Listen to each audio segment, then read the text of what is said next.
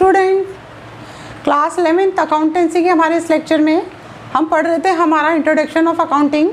मैंने कल आपको बताया था इकहरी लेखा पद्धति और डबल एंट्री सिस्टम यानी टाइप ऑफ अकाउंटिंग बताया था। उसके अंदर मैंने आपको दो पद्धतियों के बारे में बताया था, एक तो सिंगल एंट्री सिस्टम और एक double entry system. Double entry system में मैंने आपको बताया कि किसी भी लेन देन के लेखा हमेशा डबल एंट्री सिस्टम के अकॉर्डिंग उसके नियमानुसार दो पक्षों में किया जाता है, डेबिट और क्रेडिट पक्ष के अंदर। हम डबल एंट्री सिस्टम को ही हमें पूरा अकाउंटिंग में यूज़ करना है, उसी को हमें सीखना है। लेकिन उसके अंदर किस प्रकार से एंट्रीज की जाती है, उसमें लेखा किस प्रकार से किया जाता है, उसके लिए ज़रूरी है कि कुछ अकाउंटिंग टर्म्स हैं, यानी वो अकाउंट्स करते समय लेखांकन के समय प्रयोग में ली जाने वाली शब्दावली है, उसको हम थोड़ा सा समझें। अगर हम समझेंगे, मैं बहुत ज़्यादा डिटेल में आपको नहीं समझाऊंगी, जैसे जैसे हम एंट्रीज करेंगे, लेखा करेंगे, जैसे जैसे आएगी मैं आपको एक्सप्लेन और ज़्यादा करूँगी। लेकिन शॉर्टली हमको समझ में आना चाहिए कि वर्ड का मतलब क्या होता है, तो हम उसको ज़्यादा अच्छे से कर पाएंगे। तो आज हम अकाउंटिंग टर्म्स ले रहे हैं बेटा। अकाउंटिंग शब्दावली लेखांकन में जो काम आती है, सबसे पहला शब्द जो मैं बार बार लेती हूँ कि व्यावसायिक लेन देनों का लेखा किया जाता है अकाउंटिंग में। तो व्यावसायिक लेन देन क्या होते हैं? किसी भी व्यवसाय के अंदर जो ऐसा लेन देन जो मौद्रिक मूल्य में मापा जा सकता हो। जब भी हम कोई लेन देन करते हैं तो किसी व्यक्ति को कैश में या उधार में या किसी न तरीके की सेवा या हस्तांतरण करके हम दो पक्षकार आपस में प्रतिफल प्राप्त करते हैं। तो जिन भी ट्रांजैक्शंस को हम मौद्रिक रूप के अंदर आइडेंटिफाई कर सकते हैं, उनका लेन देन, उसको हम व्यावसायिक लेन देन कहते हैं और उसका हम ट्रांजैक्शन इसके अंदर करते हैं। आपको सभी को मैंने बताया कि जब भी हम कोई ट्रांजैक्शन करते हैं लेन देन, तो उसका एक तो आर्थिक मूल्य यानी मुद्रा में मापन होना इम्पॉर्टेंट है। दूसरी चीज़ है कि उसका लेखा हमेशा हमारी अकाउंटिंग जो सिद्धांत है उसके हिसाब से दो होता है। जैसे मैंने बोला कि माल नगद खरीदो या उधार खरीदो। आप अगर उधार खरीदते हैं माल, नगद खरीदते हैं तो माल आपके पास आता है और पैसा आपके पास से जाता है। तो यानी एक तरफ माल आ रहा है, दूसरी तरफ हमारे पास से क्या हो रहा है, कैश कम हो रहा है। तो दो पक्षों में इसका लेखा होगा, एक तरफ डेबिट और एक क्रेडिट। अगर मान लीजिए मैं यूँ कहती हूँ कि माल उधार खरीदा है राम से, तो क्या होगा, माल गा रहा है बिजनेस के अंदर, लेकिन माल हमारे पास आ रहा है खरीदा, तो दूसरी तरफ राम जो व्यक्ति है वह हमसे एक लेनदार के रूप में पैसे मांगने वाला उधारिया भी तो हो गया, जो आने वाले समय में हमें जो माल दिया उसका पैसा लेगा। यानी ट्रांजैक्शन राम के खाते में भी होगा और हमारे पास माल है तो हमारे पास स्टॉक बढ़ेगा तो हम उसमें भी एंट्री करेंगे। तो कोई भी पक्ष है उसमें सबसे पहले आइडेंटिफाई करना कि व्यावसायिक लेन देन है जिसको मुद्रा में मापन किया जा सकता है, उसका सदैव इक्वल अमाउंट से दो खातों में हमें क्या करना होता है, ट्रांजैक्शन करना होता। तो सबसे पहले व्यावसायिक लेन देन समझ में आया, व्यवसाय में किया जाने वाला ऐसा लेन देन जिसको हम मौद्रिक रूप से आइडेंटिफाई कर सकते हैं, पहचान सकते हैं, वो कहता है हमारा व्यावसायिक लेन। दूसरा होता है अकाउंट, या इसको हम एक शब्द और लिखते हैं यहाँ पर, इसको बोलते हैं लेखा।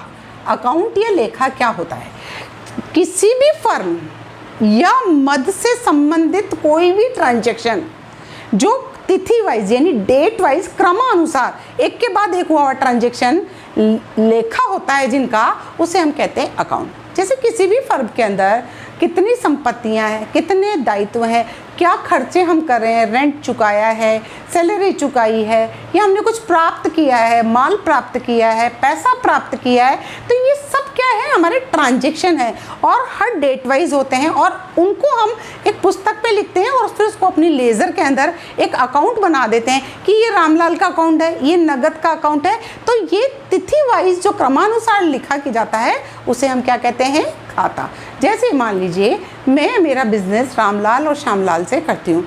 रामलाल जो है वो मुझसे माल खरीदता है और श्यामलाल है उसको मैं माल बेचती हूँ। तो हम महीने में 10 बार माल खरीदते भी हैं और 10 बार बेचते भी हैं। तो हमें एक महीने में या एक साल में कितना माल खरीदा और बेचा उसको जानने के लिए क्या होगा, आप डेट टू डेट क्या करेंगे, राम का खाता बनाएंगे। राम से 1 तारीख को हमने इतना माल खरीदा, राम से 2 तारीख को हमने इतना खरीदा, राम को कितना पेमेंट किया।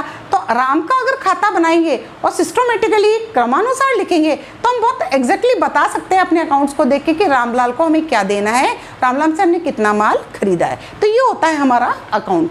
तीसरी चीज़ होती है हमारी कैपिटल, पूंजी। पूंजी क्या है, बहुत आसानी से जानते हो, पूंजी शब्द आपने बहुत बार सुना हुआ है, लेकिन पूंजी का मतलब होता है कोई भी मालिक जो लाभ कमाने के उद्देश्य से किसी भी बिजनेस के अंदर जो पैसा निवेश करता है, पैसा लगाता है, पूंजी लगाता है, जो पैसा निवेश करता है, उसे हम क्या कहते हैं? कैपिटल कहते हैं। यानी मालिक, स्वामी, ऑनर जिसको हम बोलते हैं, जो व्यवसाय में लाभ कमाने के उद्देश्य से व्यवसाय को चलाने के लिए पैसे का जो निवेश करता है, इन्वेस्टमेंट करता है, उसे हम क्या कहते हैं? पूंजी।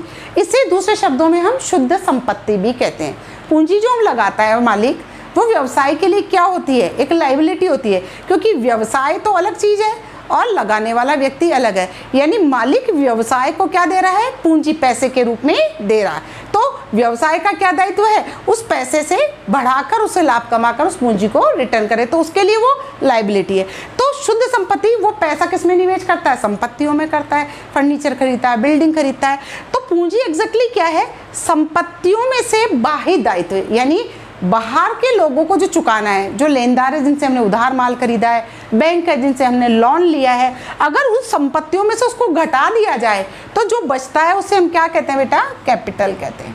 सिंपल सी भाषा में समझें अभी आप, कैपिटल मतलब स्वामी द्वारा लगाया गया व्यापार में पैसा इज इक्वल टू कैपिटल कहलाता है। ठीक है। तीसरी चीज उसके बाद में आता है शब्द आहरण, जिसको हम इंग्लिश में बोलते हैं ड्रॉइंग्स। ड्रॉइंग्स क्या होता है? जैसे व्यापार में पूंजी लगाता है मालिक, तो मालिक अपने निजी कार्यों के लिए व्यापार से पैसा भी तो निकालता है।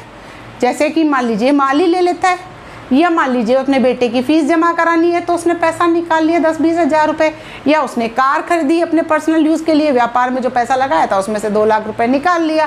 तो जो पैसा लगाया था और उसमें से वह निजी प्रयोग के लिए पैसा निकालता है, उसे हम क्या कहते हैं? ड्रॉइंग्स कहते हैं। क्या बोलते हैं? आहरण कहते हैं। ठीक है। इसके बाद में आता है अगला वर्ड लायबिलिटी। मैंने बोला ना, लायबिलिटी यानी दायित्व। दायित्व क्या होता है? व्यवसाय ने अन्य पक्षकारों को जो राशि देनी होती, जो अमाउंट व्यवसाय के बाहर के लोग जिन्होंने हमें माल दिया था, जिन्हें पैसा चुकाना है, बैंक जिसने हमें पैसा दिया था, जिसे हमें पैसा चुकाना है, या कोई और लोन ऋण किसी से हमने लिया था जिसे हमें पैसा, तो व्यवसाय को जो राशि अन्य पक्षकारों को, यानी बिजनेस से बाहर के लोगों को जो पैसे चुकाना होता है, वह राशि अपने मालिक को छोड़कर, मालिक को चुकाने वाली पूंजी को हम कहते हैं कैपिटल, और अन्य पक्षों को जो देनी होती है उसको कहते हैं लायबिलिटी। यानी लायबिलिटी क्या है?